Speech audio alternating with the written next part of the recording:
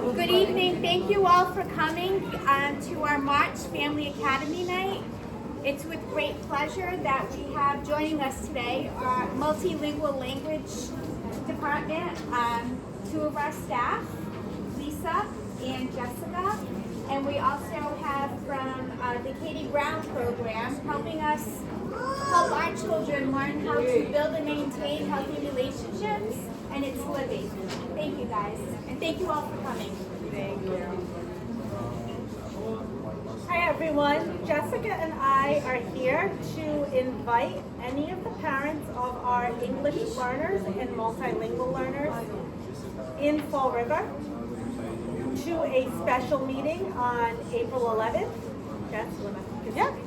So this meeting is for parents to come together and learn a little bit more about our English language programs in our district.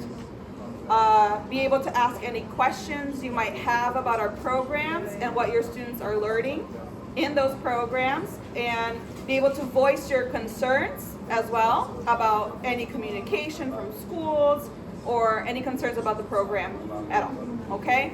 If you're interested in participating, we have some people in the back with flyers that you can just sign up your name, your child's name, and your number. And the event is going to be here at Fonseca, okay? We hope to see you there. Thank you so much. Thank you. All right. Hello, everyone. I'm so excited to see you all. My name is Libby, and I'm from a program called the Katie Brown Educational Program. For anyone who's not familiar with our program, the Katie Brown Educational Program is a relationship violence prevention education program. So we are in all Fall River Public Schools, and we are teaching your children every day about different risk and protective factors that relate to abuse and relationship violence. Now that sounds really heavy, but rest assured that we only really talk about the details of abuse itself in older grades.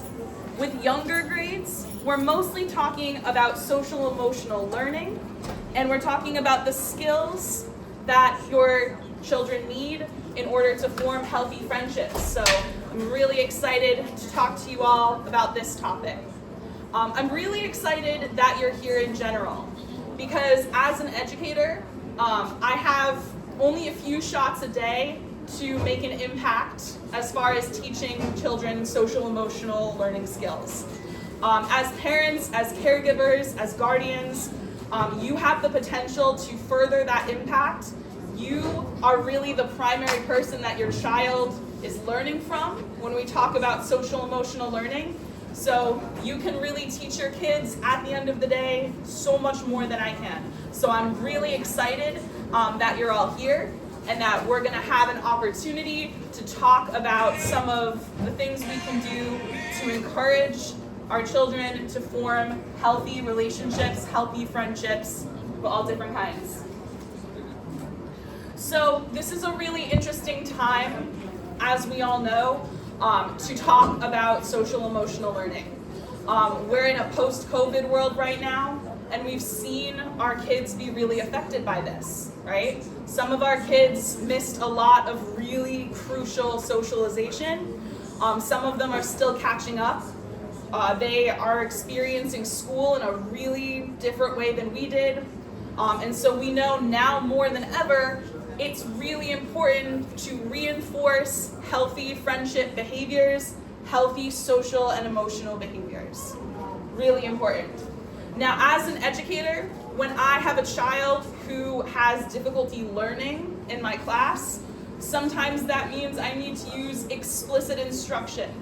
There are things that maybe normally I might let some kids figure out for themselves, but in this case, where they have a special need, where they have a specific need, I need to more explicitly, clearly tell them, hey, this is what we're learning about today. Right now, a lot of our children meet this description when we talk about social learning, because they just came from this time where they might have been sheltered, where they might have been during COVID, not exposed to the same social structures, they might need this explicit instruction. So what's important to know is that as caregivers, you are the #1 resource for your children on how they find healthy friends, how they can be a healthy friend, and what healthy behavior looks like. The best thing and the biggest protective factor that you can offer your children is modeling healthy friendship behavior. We know that our kids watch us constantly, sometimes even when we don't want them to, maybe sometimes when we said something we shouldn't. So we know that modeling this behavior is going to be really important in teaching our kids healthy social skills. There's a couple different ways that this can look. Modeling healthy behavior looks like showing your child what an effective apology is. Sometimes that means apologizing to your child. As an educator, that is something that is really important to me. If I make a mistake, if I reprimand a kid for something that I didn't understand, something they weren't actually doing, it's important to me that I show them what an apology looks like in that moment. This also looks like what we call think alouds. As people in the world every day, we go through different emotional challenges. So we know that our children see us when we're stressed out. We know that our children see us when we're angry or maybe when we're losing control a little bit. So one of the most helpful things we can do for our children is not shield them from those emotions, but model for them how we regulate ourselves. If I am angry in front of a child, I can model for that child taking a deep breath. I can think aloud and I can explicitly state what I'm doing in my head. I can say, ooh, I'm noticing I'm angry right now. I need to take a second. I need to step away from this situation. I need to take a deep breath and calm myself down. When they watch us do this, they are learning so much more and building so many more habits than they ever would if we just told them what to do. This also looks like demonstrating firm boundaries. Kind boundaries, polite boundaries, but demonstrating firm boundaries with people in your life. That also looks like demonstrating boundaries with our children. I'm curious if any of us in the room have ever felt overwhelmed with questions our kids were asking or what our kids needed from us. If any of us have ever felt the need to go to the bathroom, go to our bedroom, and close the door behind us so the kids can't get in. Have any of us ever felt that way? So believe it or not, that's actually something that might be healthy for your kid to witness, right? Being able to set that boundary, telling your kid, I love you so much, I need some space right now.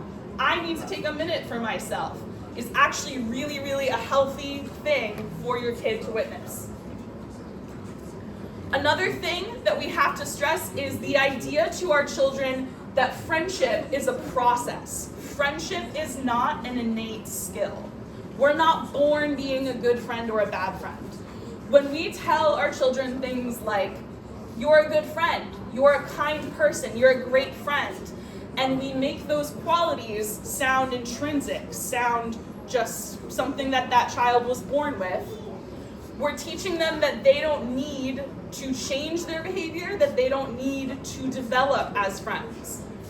We want friendship to be communicated to our children as a process, as a skill that requires practice. We want to tell them that they're never finished learning how to become a good friend, that that's something that they can always work on. And today we're going to kind of go through a couple different activities, a couple different exercises that we can do with our children that can kind of help to foster those skills. One of those is making a good friend checklist. So this is something we really recommend doing, especially with younger children, is helping them physically write down what qualities do you need to be a good friend? What does being a good friend look like? Have them make that list. When they make that list themselves, they're actively thinking about it. They're reflecting on times that they have used these qualities. They're reflecting on their own friendships, whether their friends have these qualities. This is a list you can keep and you can refer back to. You can say, oh, this is your new friend that you have. You said that it's important that your friends are respectful. Is this person respecting you? You said that when you bring your lunch to school, this person makes fun of the way that your lunch smells. Is that person respecting you? Now, one thing I like to do, and one thing we actually sometimes do in our classes, is we will give students a list of different qualities that a friend, or when they're older, maybe a dating partner might have. And we ask them to identify the most important ones. Now, obviously, a lot of these are ideal qualities in a friendship. But the ones that we stress, the ones that are necessary to have a healthy friendship, are our friends are trustworthy, right? Trustworthy meaning not just we can trust them with our secrets, but we can trust them with our emotions. We can trust them to be kind. We can trust them to have our best interests at heart. We want our friends to be honest, and we want our friends to be respectful. Really talking to your children about specific examples. What does that respect look like? All right, we're going to talk a little bit about how to explain the idea of boundaries to your children. Some of us really need that. I have a little sister right now who is at an age where she doesn't have a lot of boundaries. She wants my attention every minute of the day. I can guarantee you I have a text on my phone right now demanding to know why I'm not playing Call of Duty with her. Because of course, instead I'm here. Boundaries are really important. They're really healthy at this age. Just a special way to explain them. Just like we have lists with our children of what makes a good friend, what makes a good friendship, we want to have lists of what we call our deal breakers. This is kind of your child promising themselves, I will not be friends with someone who does this. Now, some of these are going to be universal, right? I will not be friends with someone who belittles or insults me. That should be a universal deal breaker. Some of this might depend on your child, right? Maybe your child has specific things that they require from a friend. Maybe someone with a lot of extra patience. Maybe someone who is really careful with their feelings.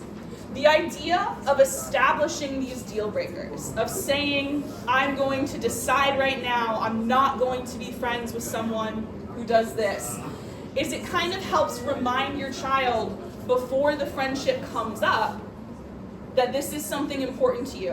What we're seeing is that it's really easy for your child's boundaries to change when they get really attached to a certain friend group, or maybe trying to appear a certain way. So it's really important that they decide beforehand, these are my deal breakers, and they can remind themselves. When they're older, this very much applies to the people that they date, right? When we're talking about teenagers, when we're talking about dating, it's a lot easier to decide this is a line for me that other people cannot cross before they're feeling in love or feeling infatuated and they're willing to blur those lines. Now, I always like to kind of go through with the students that I teach what a boundary is and what a boundary isn't, because a lot of them tend to be confused. A lot of them think that you can go up to someone and say, my boundary is that I don't want you to talk to her. My boundary is I don't want you to be friends with him.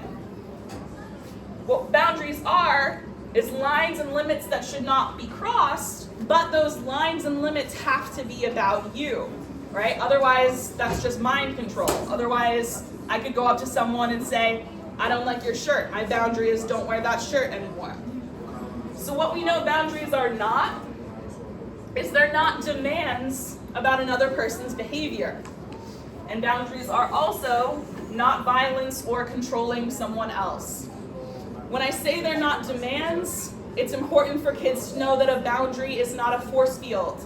And that if I'm on the playground and someone comes up to me and tries to hit me, it doesn't work if I say, my boundary is that you don't hit me, right? So we talk a little bit with the kids about where the power of a boundary comes from. So there are 3 steps that I usually describe to my students when it comes to setting a boundary. First step is naming the behavior that you want to stop. I don't want you to go through my backpack without asking me. I've been seeing students do this to each other a lot, actually. I don't want you to go through my backpack without asking me. So we've named the behavior that we want to stop. Next, we give a reason why. We describe how the boundary makes us feel. My backpack feels private to me. That stuff feels private to me. And then finally, this is where the power of the boundary comes from. We give a consequence that is in our control. I'm not going to come over after school if I feel like I can't trust you with that. Now, obviously, even though this is meant for kids, I think sometimes adults, we sometimes need a refresher on this as well. There are so many times that we need to set boundaries in our lives too. And again, when you set boundaries effectively like this, your kids are watching you, they're learning from you. So similarly, naming the behavior, don't scream at me like that. Describe how it makes you feel. It really freaks me out. And then the consequence we can control can sometimes be even leaving. If you scream at me during arguments, I'm going to be done with this conversation. Now, at the Katie Brown program, we like to talk to our students about different types of boundaries because we know there are different boundaries for different people. If I'm setting a boundary with my best friend, saying, hey, I don't like when you make this joke, that's gonna be really different than somebody really creepy sitting next to me on a bus, right? So we like to kind of use almost hot sauce as a way to understand this scale. So when we look at a boundary, a mild boundary is kind of like you're setting your boundary, but you're adding extra kindness, right? You're doing something to soften the boundary. You're doing something to make it easier for that person to hear. Medium is going to be our plain boundary. And then fire is going to be a boundary with extra firmness. So something you're doing to really emphasize, hey, that's not okay with me. So that mild boundary is going to mean extra effort to be kind. And that's designed to make the person receiving the boundary feel good. That is, your friend made a mistake, they didn't realize that they crossed a line.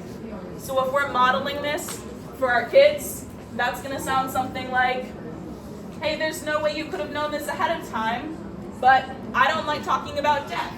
My grandma just died, and those conversations make me really uncomfortable. I'm just going to mute the group chat for a little while. Thanks for understanding. That's a really easy boundary to hear. There's extra effort to be kind, but I always tell the students I work with, you don't have to say please when you set a boundary, right? Because if you have a limit for yourself, it's not a request. You can just tell someone, this is my limit. Your medium boundary is when you just state the boundary. There's nothing else added to it, right? There's no extra niceness. There's no extra firmness. That can just sound like, I don't like talking about death. Makes me uncomfortable. I'm going to duck out of this group chat. Thanks for respecting my boundary. Fire boundaries, when I do this in class, are my students' favorite boundaries to use. They want every boundary to be a fire boundary, possibly because they think it's funny. This is when there's extra effort to be firm. You're showing someone they've really crossed a line. This is the boundary that you want to set with someone who is repeatedly crossing a boundary, with someone who's being disrespectful. So basically the idea is we are being as firm as possible without actively being violent, without being verbally or emotionally violent. I'm not talking about this anymore. I made my boundary clear. You're making this weird and uncomfortable by not respecting it. I'm not texting you anymore. Now, we have the boundary scale as well as the steps to setting a boundary on our handouts over there. So one thing I really recommend is when you talk to your kids about boundaries, take them through different scenarios, different times they might have to set a boundary, and help them decide what level of boundary do you want to set. Is this a time for a mild boundary? Is this a time for a medium boundary? So these are just some examples, and we won't go through these whole things right now, but this is an example of one. You've got a best friend You don't like your hair being touched. Your best friend touched your hair and didn't realize it would bother you. For a lot of kids, that's a time they'll want to set a mild boundary. They know that was an honest mistake, might not be a time they want to be extra firm. Really different from someone who's touching your hair all the time, knows that it makes you uncomfortable, is doing it anyway. And I always tell my kids, there's not a right or wrong level of a boundary to set as long as you know what that boundary is doing. So going through different scenarios with them, and again, we need to do this in our own lives. I was at Providence Place Mall the other day, and I saw that guy who always tries to kind of sell you the shoe cleaning kit. Has anyone ever experienced that before? At the mall, kind of jumps out at you and tries to sell you the shoe cleaning stuff? Yeah. That's definitely a good situation as an adult where I need to set a boundary. I need to say, nope, not gonna buy that today. Please don't touch my feet, sir. Lots of different times like that where, again, our children are watching us do that. So we want to encourage our children to set boundaries with everyone. They should be setting boundaries with friends, with family, with classmates, with strangers. And you can reinforce that with other people. Your child, the first time they start setting boundaries, is probably not going to feel very confident about them. They might need backup. So if you have a family friend who's pushing those boundaries, who you notice is not respecting your child's need for space, great time to give your child backup. All right, we're gonna talk a little bit about emotional awareness, building emotional awareness in our kids. So one of the biggest protective factors when we talk about your child's ability to get friendships, maintain healthy friendships, avoid unhealthy friendships, is helping them be aware of their comfort level. It's really easy to say you should listen to yourself and set boundaries when you feel uncomfortable, but we know that most of the time, children don't have any say over what they're doing with their bodies, their time, their space. We know that we send our children to school even when they sometimes don't want to go, right? So it can make it difficult when your child doesn't have many opportunities to decide for themselves what they want to do. It can make it kind of difficult for kids to be aware of their comfort level. So we have to kind of explicitly teach that. One way we recommend doing that is ask them how they physically feel when they're comfortable, right? Ask them to identify it. How do your muscles feel when you're comfortable? Do they feel relaxed? Do they feel like Jell-O? How do your muscles feel when you're uncomfortable? Do they feel tight? Do they feel really tense? Making kind of almost a menu of different feelings and helping your kid figure out what those are can help them connect to that and can make it easier for them to identify times they feel uncomfortable, right? So we teach them to check in on themselves. When you have a new experience with your child, make it a habit to check in directly. Say, hey, when we were at the beach, I noticed I felt comfortable. I knew that because my muscles felt like Jell-O. How did you feel at the beach? Teaching them to do that in ordinary moments makes it easier for them to do that in higher stakes moments where there might be real danger. So some tools we recommend for that, these are called feeling wheels. What they do is they start with a really broad emotion, something like feeling sad, and then it kind of helps you find a more specific word for how you're feeling. We also see these in feeling charts. So especially with our younger kids, having them specifically look at almost a menu of feelings and having them pick one can be a really good way to help them identify how they're feeling. Now, once they identify how they're feeling, they're gonna need to communicate that at times, and we recommend teaching how to use what we call I statements. So we see when we're angry, when we feel elevated, we see a lot of times we're blaming people in our lives. I can't tell you how many times I've heard my brother say, you messed up my game on purpose, you're the worst. What we try to teach them is framing all their communication around how they're feeling instead of blaming someone. I felt sad when you blew up my farm on Minecraft. I was working really hard on that. So modeling that for your child If you notice your child is blaming siblings or accusing siblings, trying to refocus that and ask, well, how are you feeling? Tell that person how you're feeling right now. Right. When we talk about empathy, modeling empathy and encouraging your child to be compassionate as a friend. What we know is that developmentally, younger children don't always consider other people's point of view. That means that to develop empathy, your child might need to be directly told when to use empathy as a tool and shown how to use it. One way we can do this, we can provide our children with opportunities to take care of things like pets or even toys. Saying, oh, our dog looks really scared right now. I think our dog is scared of the fireworks. Maybe you can go pet him. Maybe you can help him calm down. We can prompt our children to be curious and identify how someone else is feeling. So this is with all people around us. How did Deshaun feel when he dropped his ice cream? How do you think he felt? Asking questions like that to help them kind of generate an empathy response. This also works really well with watching TV with your kids. We know that kids are not reading quite as much as they used to. There's kind of more of a push to watch TV, watch things like YouTube videos. That can actually be a really good thing. When they're watching TV, they're able to watch someone's facial expressions. They're able to kind of get more clues about how that person is feeling. So make that part of your routine when you're watching TV with your child. And of course, we're modeling empathy towards our child, especially when it's action-based. If we're saying, oh, are you sad about Aunt Tracy going home? I understand that. It can be sad to say goodbye. How can I help you right now? Really, really good way to model that empathy for our kids.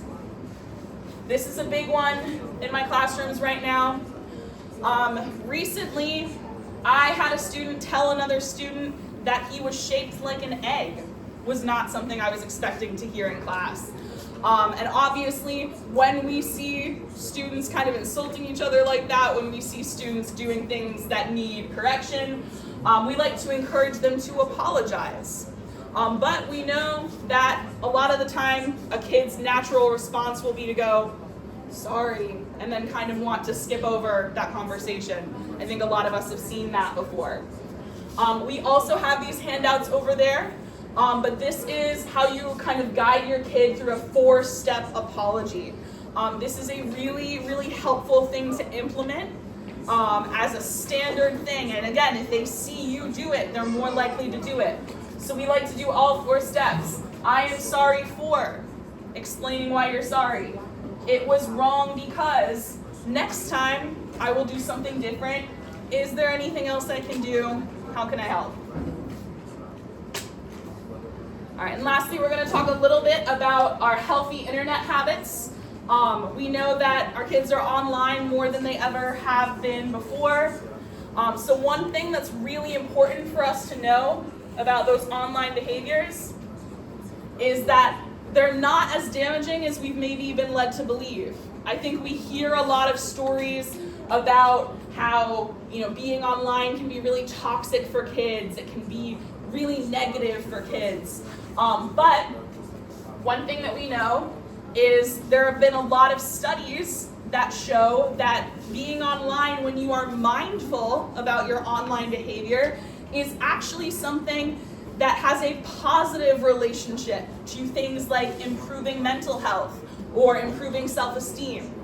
So they did a study on this in the Harvard School of Public Health, and what they found out was whether online use was healthy or hurtful for a child totally depended on whether that child was being mindful and intentional about the time they spent online. So if that child was spending mindful time online, maybe responding to friends' content, maybe connecting with friends, that online activity actually increased their self-esteem. It had positive effects for them in mental health. Where we saw negative effects was when they had too much emotional attachment to what happened online, if they felt pressure to post certain things, if they felt pressure to do certain things online. So what we recommend for healthy online behaviors, this can be a really tricky one. I'm still working on this, but treating every new form of social media that your child uses as kind of a family activity, as a skill they need to develop. We're not just giving them a Discord account and saying, okay, go be on Discord with your friends. We're taking some time to learn that together. And as you learn that platform, talking to your child about, hey, so if you're on Discord and you're in a group chat with someone, how are you going to respond in this situation? How are you going to respond in this situation? So making sure that your child is learning the skills they need to use that specific social media platform. Part of this is also, we need to take online interactions as seriously as you would in-person activities. I know that sometimes my siblings use online platforms I've never heard of. I don't know what they're saying when they're talking about it, and I sometimes feel a tendency to tune them out. I feel a desire to tune them out and not really listen to what they're saying, because sometimes it almost sounds like another language to me. But it's really important when we're encouraging them to be mindful about their internet use, really important that we take things that happen online as seriously as in person. If they are fighting with friends in a group chat, ask them questions about it the way you would fighting with friends in person. If they get off of playing a video game on a headset with friends, ask them how it went the way that you would if they hung out with their friends in person.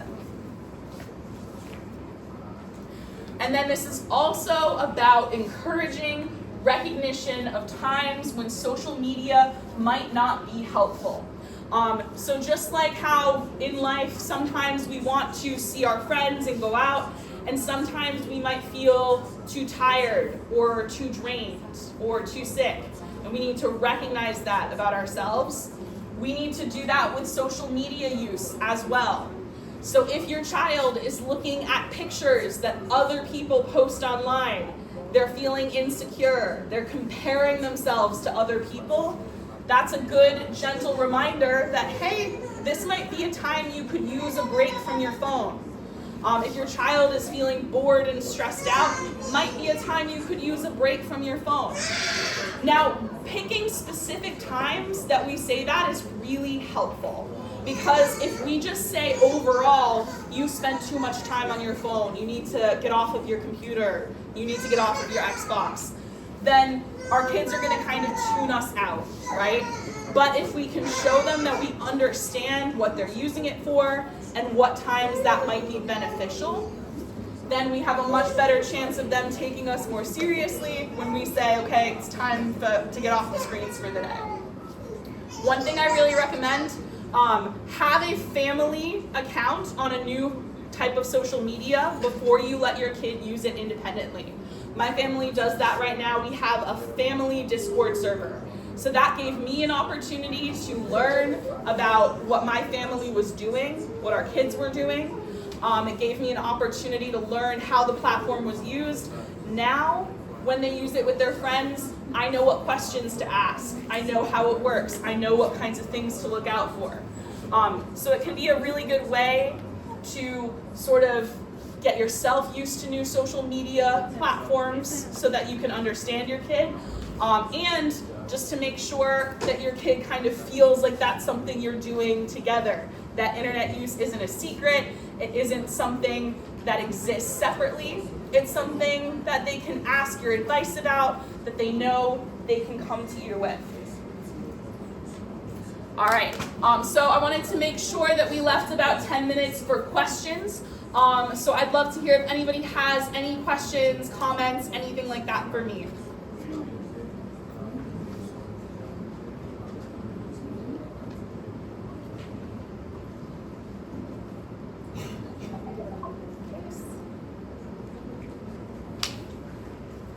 No problem if there are not. If folks do not have questions, again, our boundary handouts our apology handouts, all of that stuff is over at the table if anybody would like to take some home. I'm also going to be back for the next Family Academy, and I'll be with folks from the CAC as well, and we'll be talking about some stuff for April. So I hope to see you all back there again. If anyone thinks of a question afterwards, please feel free to come and talk to me, or please feel free to reach out to us at kbep.org. Thank you guys so much for your time. So nice to meet all of you.